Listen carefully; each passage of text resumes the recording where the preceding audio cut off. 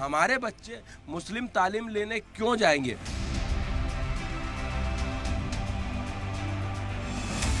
जो गरीब मुस्लिम बच्चे हैं उनको शिक्षा देने के लिए मदरसे बनाए गए।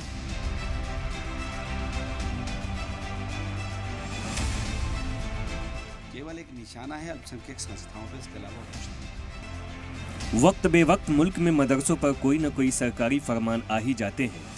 कभी मदरसों का सर्वे कराया जाता है तो कभी मदरसों की जांच की जाती है तो कभी बुलडोजर ही चला दिया जाता है। ये सब तब हो रहा है जब डॉक्टर राजेंद्र प्रसाद और मुंशी प्रेमचंद जैसे बड़े लोगों ने मदरसे में तालीम हासिल की थी। ताज़ा मामला मध्य प्रदेश रियासत से है, जहां स्कूल एजुकेशन डिपार्टमेंट ने एक हुक्म जारी किया है। इसके मुताबिक हिंदू मजहब के बच्चों को दूसरे मजहब की तालीम नहीं दी जा सकती है, और अगर मदरसे ऐसा करते हैं तो सरकारी इमदाद के साथ ही उनकी मान्यता भी रद्द कर दी जा सकती है।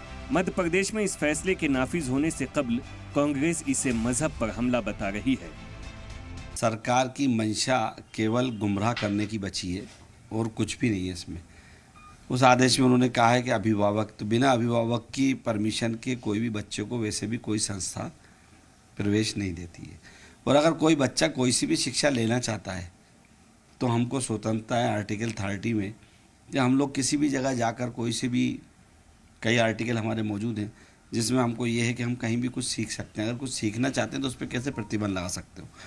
केवल एक निशाना है अल्पसंख्यक संस्थाओं पे, इसके अलावा और कुछ नहीं। हमेशा बीजेपी की सरकार मदरसों को टारगेट करती है और मदरसों को निशाना बनाकर वो किसी न किसी तरीके से परेशान करने की कोशिश करती है। ऐसी कोई गतिविधि किसी भी मदरसे में नहीं चलती है, लेकिन चूंकि परेशान करना है और उनको टारगेट बनाना है, इसलिए ये इस तरीके के निर्णय लिए जाते हैं। ये उचित नहीं है। सरकार को अपना नज़रिया साफ करना चाहिए। तो वहीं बीजेपी का कहना है कि अगर इस तरह के मदरसों पर कार्रवाई की बात हो रही है तो कांग्रेस को तकलीफ क्यों हो रही है। जो गरीब मुस्लिम बच्चे हैं उनको शिक्षा देने के लिए मदरसे बनाए गए। वहाँ पर संख्या बढ़ाने के लिए फर्जी हिंदू बच्चों के नाम लिखे जा रहे हैं, जहाँ बच्चे पढ़ते ही नहीं है हिंदू बच्चे।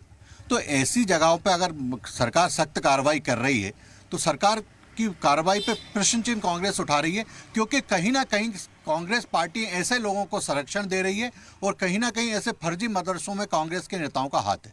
वहीं हिंदू तंजीमों का कहना है कि वो अपने बच्चों को इस्लामी तालीम किसी कीमत पर बर्दाश्त नहीं करेंगे।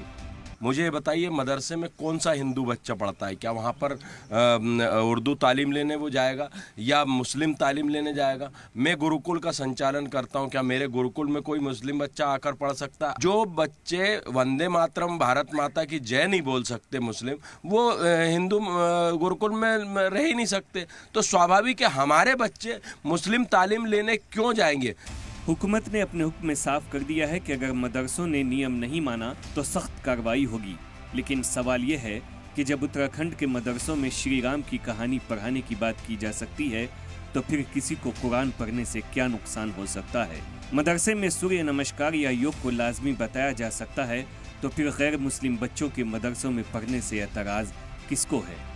ब्यूरो रिपोर्ट, सलाम टीवी।